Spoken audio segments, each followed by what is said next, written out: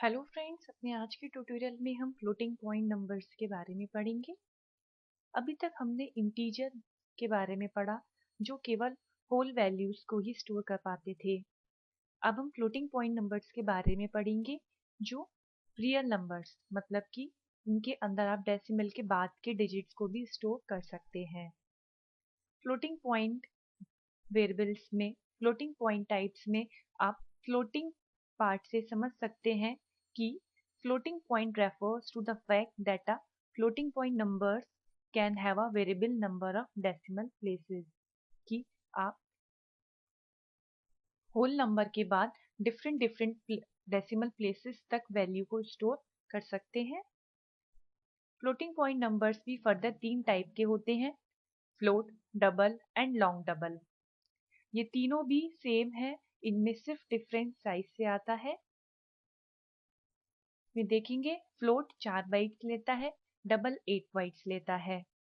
ठीक है, इसके बाद हमारा लास्ट रह जाता है लॉन्ग डबल जो C++ में आर्किटेक्चर की रिलीज होने के बाद आया था, पर ये भी डबल्स की तरह 8 बाइट्स ही लेता है, इसलिए हम ये कह सकते हैं कि लॉन्ग डबल और डबल्स एक ही हैं। इसमें इसमें आप देखेंगे कि आप केवल signed floating points data types ही क्रिएट कर सकते हैं, मतलब कि फ्लोटिंग पॉइंट्स के जो नंबर्स होंगे, इस टाइप के जो नंबर्स होंगे वो पॉजिटिव और नेगेटिव दोनों टाइप की वैल्यूज को स्टोर कर पाएंगे। अगर आप अनसाइंड टाइप के वेरिएबल क्रिएट करना चाहते हैं तो आप ये फ्लोटिंग पॉइंट के साथ नहीं कर पाएंगे। यहाँ आप देखेंगे कि किस तरीके से आप फ्लोटिंग पॉइंट नंबर्स को डिक्लेयर करेंगे। मान लीजिए मैं फ्लोट टाइप का वेरिएबल क्रिएट करना चाह रही हूँ, तो मैंने लिखा फ्लोट स्पेस दे के वेरिएबल का नाम, डबल के लिए डबल कीवर्ड स्पेस दे के वेरिएबल का नाम, इसी तरीके से लॉन्ग डबल के लिए भी। यहाँ आप देखेंगे मैंने लिखा है int n value equals to 5, मतलब कि यहाँ पे मैंने एक इंटीजर टाइप का वेरिएबल क्रिएट किया है जिसके अंदर मैंने 5 वैल्यू को स्टोर कर दिया है।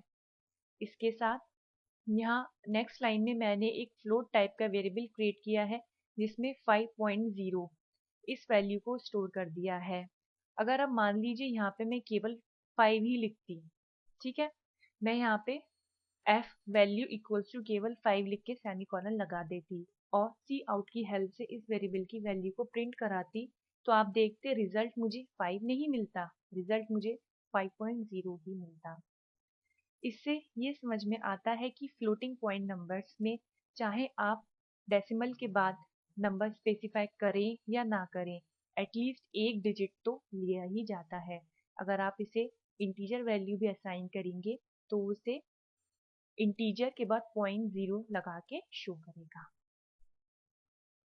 इसके बाद फ्लोटिंग पॉइंट नंबर्स का लास्ट टॉपिक आता है प्रिसीजन।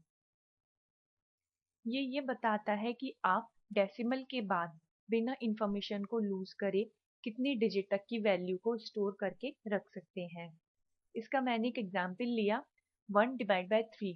अगर आप 1 को 3 से डिवाइड करेंगे तो इसका रिजल्ट क्या आता है, 0.3333 एंड अप टू इंफिनिटी।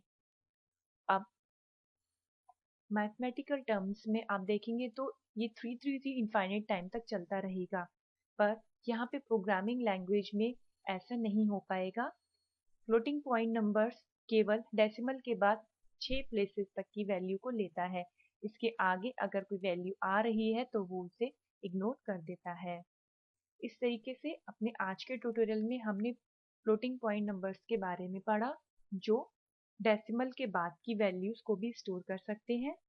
यहाँ आप ध्यान देंगे कि फ्लोटिंग पॉइंट नंबर्स में केवल आप साइंड टाइप के ही वेरिएबल क्रिएट कर पाएंगे, अनसाइंड नहीं कर पाएंगे। आज के लिए इतना ही। Thank you.